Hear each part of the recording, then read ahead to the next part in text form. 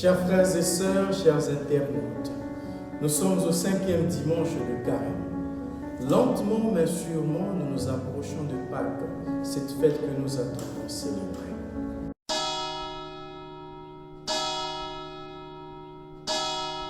Les lectures d'aujourd'hui nous invitent à méditer sur la miséricorde de Dieu qui libère et qui renouvelle la vie de chaque chrétien. Bien-aimés de Dieu, en ce 5e dimanche, l'Évangile nous plonge dans un moment intense de miséricorde et de vérité. La rencontre entre Jésus et la femme adultère. Jean 8, le 11 premier verset.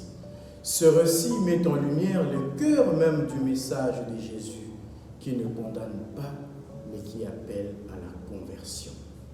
Nous sommes donc invités, à travers cet épisode, à contempler l'amour inlassable de Dieu, un amour qui nous relève et nous ouvre un chemin nouveau. Alors que nous nous avançons vers la semaine sainte, ce passage nous questionne. Sommes-nous prêts à laisser tomber nos pierres, à nous ouvrir à la miséricorde et à renaître dans la lumière de Pâques?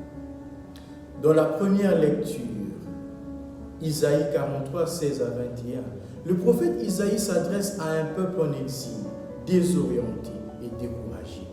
Il leur rappelle que leur Dieu, le Seigneur Tout-Puissant, est celui qui a ouvert la mer pour sauver ses enfants, celui qui a fait passer son peuple à travers les eaux. Ces rappels des merveilles de l'Exode invitent le peuple à raviver sa foi en Dieu qui libère. Il nous fait contempler la fidélité et la puissance de Dieu dans nos vies, car il est le maître de l'histoire et de la nouveauté. Il s'adresse à chacun de nous aujourd'hui et nous dit: ne pensez plus aux événements d'autrefois, ne vous attardez plus sur les passés. Voici que je fais une chose nouvelle, elle germe déjà. Ne la voyez-vous pas? Isaïe 43, 18 à 19. Ces paroles nous rappellent profondément et nous interpellent profondément. Souvent, nous sommes tentés de nous enfermer dans le passé, de ressasser nos échecs ou nous attarder ou de nous attacher à des souvenirs glorieux qui nous paralysent face à l'avenir. Dieu nous invite aujourd'hui à lever les yeux, à sortir de ces chaînes pour accueillir le renouveau qu'il nous propose. Car il est celui qui transforme les déserts en oasis et les chemins sans issue en voie de vie.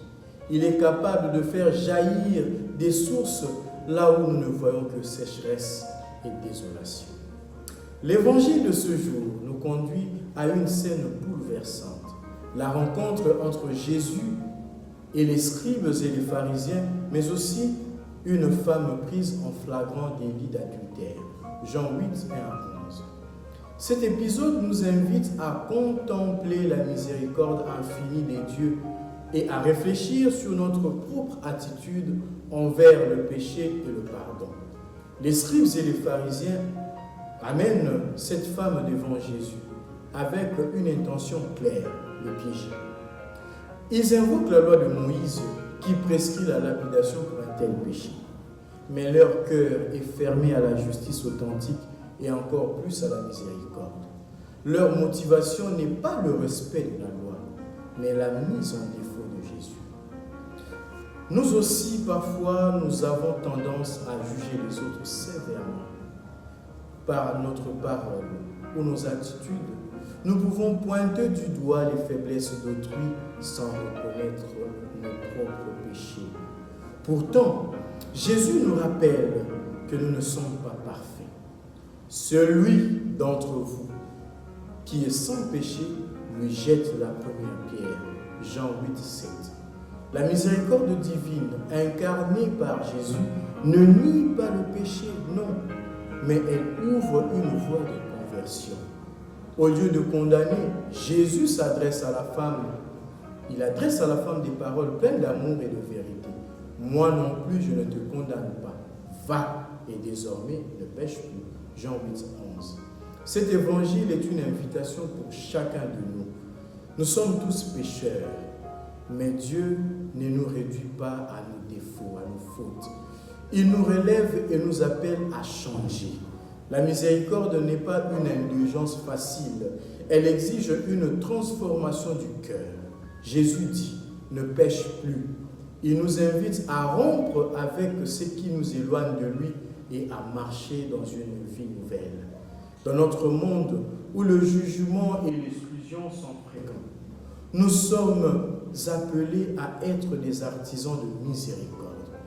Prenons exemple sur Jésus.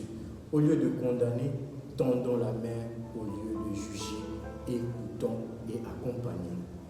En ce temps de carême, faisons l'effort d'un pardon sincère envers nous-mêmes et envers les autres.